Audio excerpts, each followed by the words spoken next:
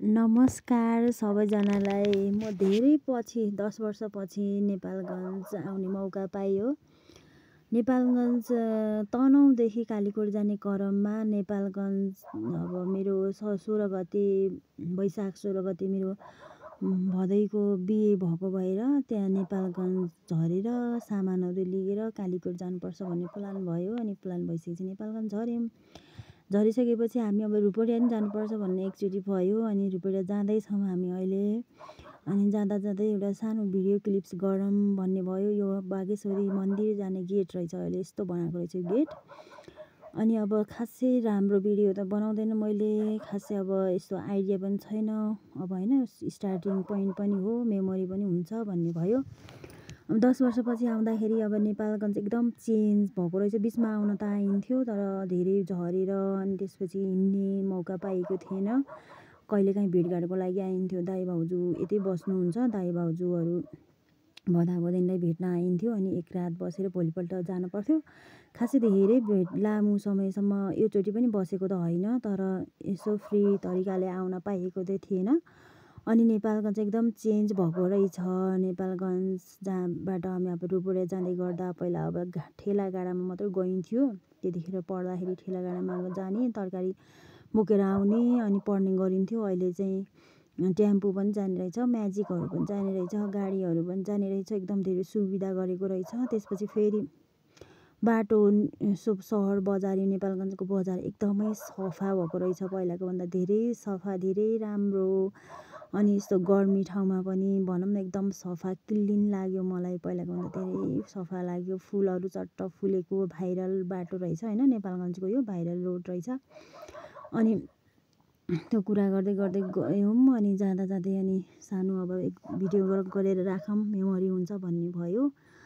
अब हेरेर साथ सपोर्ट दिनु होला। खासै अब राम्रो भिडियो बनाउनु त आउँदैन मलाई। फेरि रूपडिया झऱ्यौँ। रूपडिया झरिसकेपछि हिँड्दैछौँ। मेरो ठुलो भाउजू अगाडि अगाडि हिँड्दै हुनुहुन्छ। अनि यसो यताउता हेर्दै कुन पसल छिर्ने, कुन पसलमा राम्रो कपडाहरू छ, कुर्ता साडीहरू लिन थियो, कुन पसलमा छिर्ने भन्दै गफ गर्दै हिँड्यौँ। अनि हाम्रो भाउजूले यहाँ छिरौँ भन्नुभयो, हुन्छ भने त्यहाँ ठ्याक्क छिर्यौँ। छिरिसकेपछि त्यहाँ भित्र गएर अनि त्यसपछि त्यहाँ साडी कुर्ताहरू किन्यौँ अलिअलि। अनि किनेर एकछिन म भिडियो क्लिप्स लिन्छु है भने मैले, हुन्छ भन्नुभयो। अनि त्यसपछि पछि पनि आउनु होला भन्नुभयो, हुन्छ भन्दै गयौँ। अनि गएर अनि त्यसपछि अरू पसलतिर यसो हेर्दै गऱ्यौँ, हेर्दै गयौँ। थकाइ लाग्ने यस्तो गर्मी है, धुलो धुवाँ हैरान भएको थियो। अनि त्यसपछि मैले एक दिन थाकेर अनि फेरि भदाले भिडियो गरिसकेपछि उसले के भन्दै थियो। अनि मैले रेकर्ड गरेर राख्ने भएको भएर, राख्छु भन्ने भएको भएर अनि मैले उसको भोइस चाहिँ आएको छैन। अनि त्यसपछि यता अब फेरि हामी फर्किसकेपछि अब बाटोमा यसरी उसले के बोकेर, एउटा भाउजूले के बोकेर आउनुभएको थियो नि, त्यो टोपी लगाएर आउँदैछ। मैले जिस्काइरहेको थिएँ मैले। अनि यो दुलै हो, अनि एउटा चाहिँ बहिनी हो मेरो भदैको। अनि त्यसपछि फेरि चुरा किन्न गयौँ। चुरा किन्न के अरे बागेश्वरी मन्दिर एक लाइनतिर गयौँ, चुरा पसलमा गयौँ। त्यहाँदेखि एकदम मिलाएर चुरा पोतेहरू मेकअपहरू दिनुभयो। अनि त्यसपछि फेरि त्यहाँ पनि सानो भिडियो क्लिप्स गर्छु है भने, हस् भन्नुभयो। अनि त्यसपछि फेरि आउनु होला भन्नुभयो। अनि त्यसपछि त्यहाँबाट फेरि निस्किएपछि फेरि हिँड्दै फेरि बाटोमा अलिअलि भिडियो गर्दै हिँड्दै गऱ्यौँ। मेरो ठुलो भाउजू अगाडि लखर हिँड्दै हुनुहुन्छ।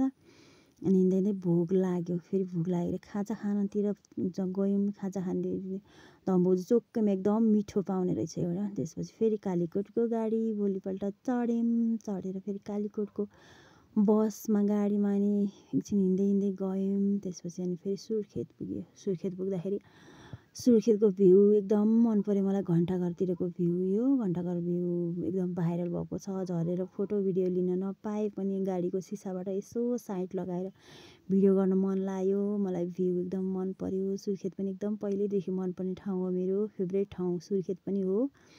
अब आउने दिनहरूमा सुर्खेतमै जिन्दगी बिताउने प्लानमा छु जस्तो लागिरहेछ मलाई होइन। त्यसपछि अनि फेरि यो सुर्खेतको भ्यू एकदम मन परेर क्लिक गरेँ। अनि कति राम्रो है भन्दै अनि जुम्ला रोडबाट हाम्रो गाडी चाहिँ गएन कि, त्यहाँ चाहिँ आन्दोलन थियो। आन्दोलन भएको भएर भित्र अर्को बाटोबाट त गयौँ। अर्को बाटोबाट जाँदाखेरि एकदम राम्रो भ्यूहरू थियो। जुम्लाको अर्को बाटोमा आन्दोलन भएको भएर त्यो बाटोबाट गएको भए त बजार एरिया थियो नि त। अनि त्यसपछि हिँड्दै हिँड्दै गयो। अब जाँदै भिडियो गर्दै गयो। अलि लामो क्लिप्स भएको छ सुर्खेतको चाहिँ। अनि मनपर्ने ठाउँ भएको भए पनि मनपर्ने त जता नि पर्छ, तर सुर्खेत चाहिँ एउटा फेभरेट हो। त्यसपछि यसरी सररररर हिँड्दै गयौँ। अनि जाँदाखेरि अनि त्यसपछि अब बोरिङ हुन्छ नि त, लङ यात्रामा त कति बोरिङ हुन्छ साथीहरू। के भन्ने, हामी त अब 2-3 दिन हिँड्नुपर्छ जुम्ला कालीकोट हिँड्नलाई है। नेपालगञ्जबाट तनहुँ बस्छौँ, अनि तनहुँबाट फेरि धेरै हिँड्नुपर्छ नि त, त्यसैले बोरिङ भइन्छ। के गर्ने, यस्तै छ जिन्दगी।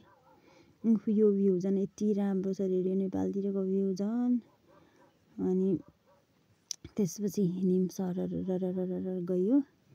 गइसकेपछि अनि अब छाया त